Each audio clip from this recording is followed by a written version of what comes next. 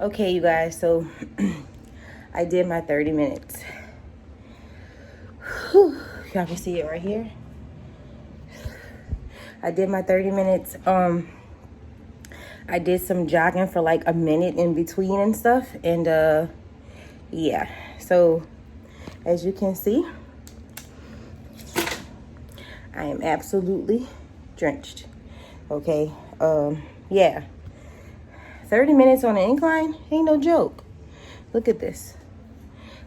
I'm recording for YouTube, don't mind me. Yeah, so, y'all, day 2, okay?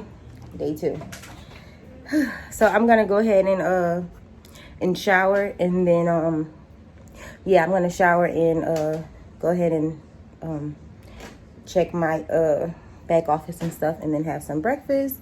I'll probably do the spinach and eggs or something like that for breakfast. Not really sure yet. Right now, I'm going to go ahead and drink my first bottle of water because, you know, oh, my mouth is dry. We have to get through a gallon, okay? So, see you guys later.